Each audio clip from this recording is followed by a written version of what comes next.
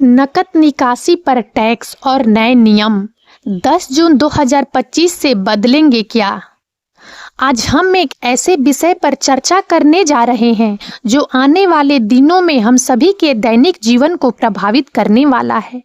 जी हाँ, हम बात कर रहे हैं नकद निकासी पर लगने वाले नए टैक्स और 10 जून 2025 से लागू होने वाले नकद निकासी की सीमा से जुड़े नए नियमों की। ये बदलाव न केवल हमारे पैसे निकालने के तरीकों को प्रभावित करेंगे, बल्कि हमारी वित्तीय योजनाओं और लेन देन पर भी गहरा असर डालेंगे। आज की इस वीडियो में हम इन नए नियमों को गहराई से समझेंगे, उनके पीछे के कारणों का विश्लेषण करेंगे और यह जानने की कोशिश करेंगे कि ये नियम आम आदमी, छोटे व्यवसायों और बड़े उद्योगों पर क्या प्रभाव डालेंगे। हम संभावित चुनौतियों और उनसे निपटने के तरीकों पर भी विचार करेंगे। यह वीडियो आपको इन परिवर्तनों को समझने में मदद करेगी ताकि आप आने वाले समय के लिए खुद को तैयार कर सकें। नंबर 1, नकद निकासी पर टैक्स का परिचय। नकद लेन देन पर नियंत्रण की आवश्यकता। सरकारें दुनिया भर में नकद लेन देन को नियंत्रित करने और कम करने के लिए लगातार प्रयास कर रही है। इसके पीछे कई महत्वपूर्ण कारण हैं। काले धन पर लगाम। नकद लेन देन अक्सर काले धन के सृजन और संचलन का एक प्रमुख माध्यम होते हैं। नकदी पर टैक्स लगाकर और उसकी निकासी को सीमित करके सरकार काले धन पर लगाम कसना चाहती है। आतंकवाद वित्त पोषण पर अंकुश। नकद लेन देन का उपयोग अक्सर अवैध गतिविधियों जैसे आतंकवाद के वित्त पोषण के लिए किया जाता है। इन पर नियंत्रण से ऐसी गतिविधियों को बाधित किया जा सकता है। कर चोरी रोकना। नकद लेन देन अक्सर रिकॉर्ड में नहीं आते, जिससे कर चोरी आसान हो जाती है। नकद निकासी पर टैक्स लगाकर सरकार कर आधार का विस्तार करना चाहती है और अधिक राजस्व जुटाना चाहती है। डिजिटल अर्थव्यवस्था को बढ़ावा। सरकारें डिजिटल भुगतान को बढ़ावा देना चाहती है क्योंकि यह अधिक पारदर्शी, कुशल और ट्रैक करने योग्य होता है। नकद लेन देन को हतोत्साहित करके डिजिटल लेन देन को प्रोत्साहन मिलेगा। आर्थिक स्थिरता और पारदर्शिता। एक पारदर्शी वित्तीय प्रणाली आर्थिक स्थिरता के लिए महत्वपूर्ण है। नकद लेन देन में पारदर्शिता की कमी होती है, जो आर्थिक अनिश्चितता पैदा कर सकती है। वर्तमान नकद निकासी नियम। 10 जून 2025 से पहले भारत में नकद निकासी पर कुछ सीमाएं और नियम लागू हैं, लेकिन इन पर सीधे तौर पर कोई विशिष्ट नकद निकासी टैक्स नहीं है, जैसा कि कुछ अन्य देशों में होता है। हालांकि कुछ अप्रत्यक्ष प्रावधान है। आयकर अधिनियम के तहत प्रावधान। आयकर अधिनियम 1961 की धारा 269 ST कुछ नकद लेन देन पर प्रतिबंध लगाती है।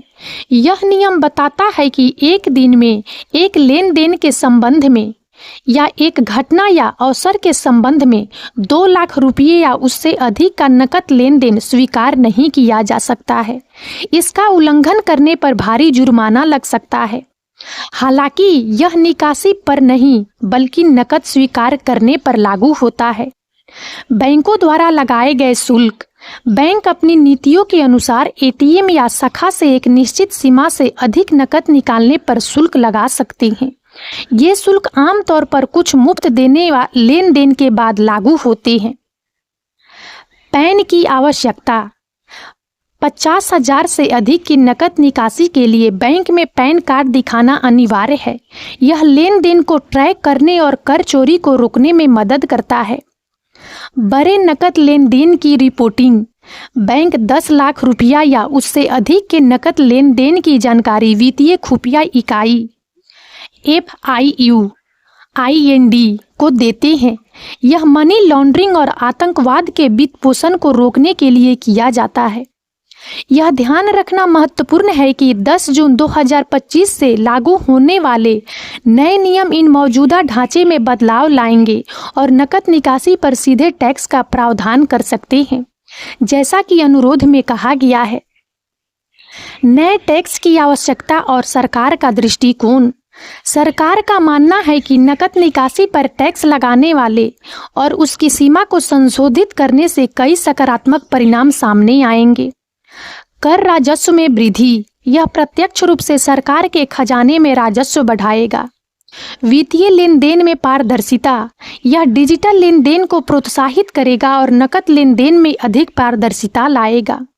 डिजिटल इंडिया पहल को बढ़ावा, यह सरकार की डिजिटल इंडिया पहल को गति देगा, जिससे कम नकदी वाली अर्थव्यवस्था का निर्माण होगा। नंबर 2, नए नकद निकासी नियम 10 जून 2025 से लागू। नकद निकासी पर प्रस्तावित नया टैक्स, जैसा कि अनुरोध में बताया गया है, 10 जून 2025 से नकद निकासी पर एक नया टैक्स प्रस्तावित है। इस टैक्स की प्रकृति, दर और लागू होने की शर्तें महत्वपूर्ण है। टैक्स की दर, मान लीजिए कि सरकार ने ₹100 से अधिक की नकद निकासी पर Y% का टैक्स लगाने का प्रस्ताव किया है। यहाँ आपको वास्तविक दर का उल्लेख करना होगा जो सरकार द्वारा घोषित की जाएगी। उदाहरण के लिए, यह ₹1,00,000 से अधिक की निकासी पर 5% या 1% हो सकता है। यह भी संभव है कि दरें निकासी की राशि के साथ बढ़ती जाए। टैक्स लगाने का तरीका, यह टैक्स बैंक द्वारा नकद निकासी के समय ही काटा जा सकता है। यह टैक्स एटीएम से निकासी और शाखा से निकासी दोनों पर लागू होता है। किन पर लागू होगा? यह टैक्स व्यक्तिगत खाता धारकों, व्यवसायों, ट्रस्टों और अन्य संस्थाओं पर लागू हो सकता है। छोटे व्यवसाय या किसानों को कुछ हद तक छूट मिल सकती है ताकि उनकी दैनिक गतिविधियों पर प्रतिकूल प्रभाव न पड़े। नकद निकासी की नई सीमाएं, टैक्स के साथ साथ नकद निकासी की सीमाओं में भी बदलाव अपेक्षित है। दैनिक, मासिक सीमा, बैंकों द्वारा एटीएम और शाखाओं से नकद निकासी की दैनिक और मासिक सीमाओं को कम किया जा सकता है। उदाहरण के लिए, एटीएम से दैनिक निकासी सीमा को ₹20,000 से ₹10,000 या उससे भी कम किया जा सकता है। शाखा से निकासी की मासिक सीमा पर भी प्रतिबंध लगाए जा सकते हैं, जिसके बाद शुल्क या टैक्स लगेगा। विशेष परिस्थितियों में छूट, कुछ विशेष परिस्थितियों में जैसे चिकित्सा आपात स्थिति या कृषि उत्पादों की बिक्री से प्राप्त राशि के लिए निकासी की सीमा में छूट या टैक्स में कमी प्रदान की जा सकती है। इसके लिए संबंधित दस्तावेज प्रस्तुत करने पड़ सकते हैं। नियमों का आधिकारिक स्रोत और घोषणा, यह महत्वपूर्ण है कि ये नियम भारतीय रिजर्व बैंक या वित्त मंत्रालय द्वारा आधिकारिक राजपत्र अधिसूचना के माध्यम से घोषित किए जाएंगे। इन नियमों की घोषणा में निम्नलिखित विवरण शामिल होंगे: टैक्स की सटीक दरें और स्लैब, टैक्स मुक्त निकासी की सीमा, नकद निकासी की नई दैनिक, मासिक सीमाएं, किन प्रकार के लेन देन या खातों पर ये नियम लागू होंगे और किन पर छूट मिलेगी।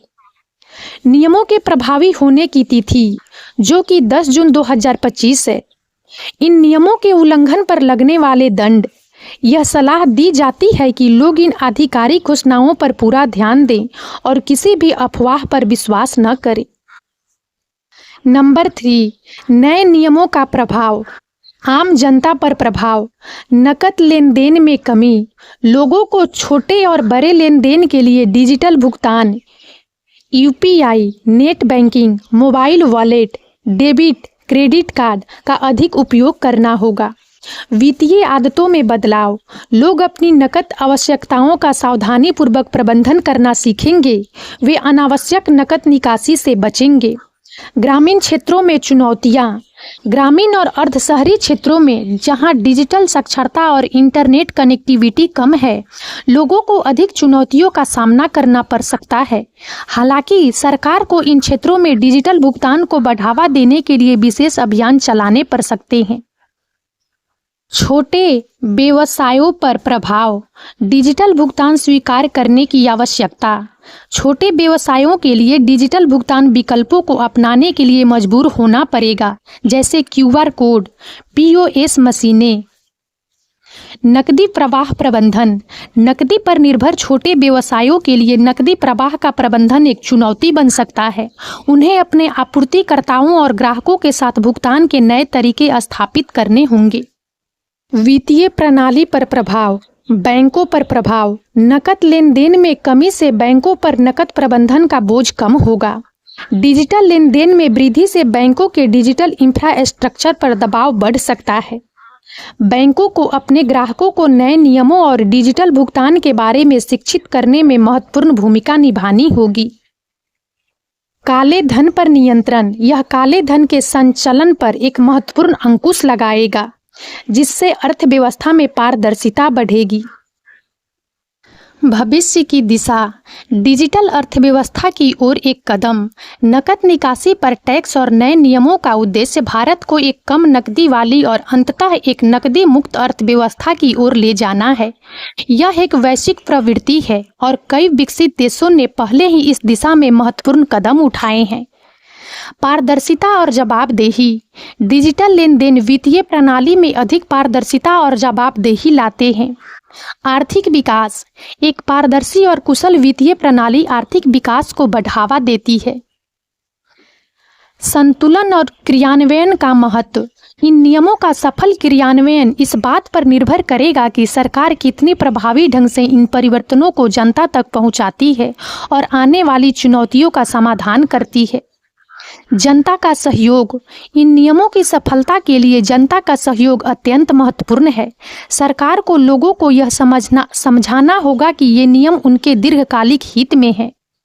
लचीलापन। सरकार को नियमों को लागू करते समय लचीलापन बनाए रखना चाहिए और यदि आवश्यक हो तो फीडबैक के आधार पर समायोजन करना चाहिए। 10 जून 2025 से लागू होने वाले नकद निकासी पर टैक्स और नए नियम भारत की वित्तीय प्रणाली में एक महत्वपूर्ण बदलाव लाने वाले हैं। यह एक ऐसा कदम है जिसका उद्देश्य वित्तीय लेन देन में अधिक पारदर्शिता लाना, काले धन पर अंकुश लगाना और डिजिटल अर्थव्यवस्था को बढ़ावा देना है। हालांकि इन परिवर्तनों से कुछ चुनौतियां भी सामने आएगी, खासकर उन लोगों और व्यवसायों के लिए जो नकदी पर अधिक निर्भर करते हैं। सरकार, बैंकों और आम जनता को मिलकर काम करना होगा ताकि ये परिवर्तन सुचारू रूप से लागू हो सके। व्यापक जन जागरूकता अभियान, डिजिटल साक्षरता कार्यक्रम और मजबूत डिजिटल अवसर संरचना के माध्यम से हम इन चुनौतियों का सामना कर सकते हैं और एक अधिक कुशल, पारदर्शी और डिजिटल वित्तीय भविष्य की ओर बढ़ सकते हैं। और अब इस वीडियो में इतना ही। यदि आप सबको हमारा यह वीडियो अच्छा लगा हो तो प्लीज़ इसे लाइक करें और ज़्यादा से ज़्यादा शेयर करें ताकि हमारा मनोबल इसी प्रकार से बढ़ता रहे और हम एक से बढ़कर एक ज्ञानवर्धक वीडियो लेकर नियमित रूप से आप सबकी सेवा में उपस्थित होते रहें। और तब तक के लिए बने रहें हमारे चैनल राजनंदिनी पर। हम बहुत जल्द एक नए ज्ञानवर्धक वीडियो के साथ एक बार फिर से आप सबकी सेवा में उपस्थित होंगे। जय हिंद, जय भारत।